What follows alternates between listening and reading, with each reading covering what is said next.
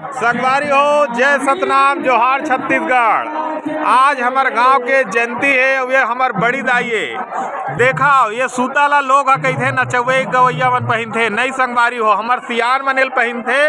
अब यही ला हमन लगातार बढ़ाए के बूता करत हन। अब ये देख सकत हो हमार दुकान में ये सब चीज आपला मिल जाही। लोग ला लगथे ये नचविया गवैया खरा, ये नचैया गवैया नो है संगवारी हो। ये हमार पुरखा मन के देन है। अब ये हमार पुरखा मन के धरोहर हरय, चिन्हारी हरय, जेला लोग पहनते ओढ़थे।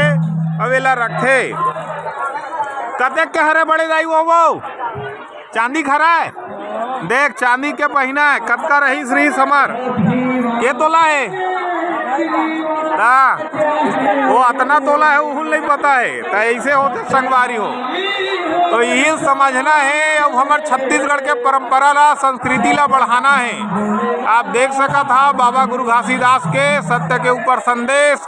अब ये बहुत भव्य तरीका से ग्राम ढौर में हमार बाबा जी के जयंती मनाए जाते है।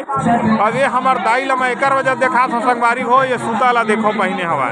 तो यही जंग मोर बात ला खत्म करते हुए, जय सतनाम कहते हुए मैं अपन बात ला विराम देवा था। जोहार छत्तीसगढ़, जय जय सतनाम।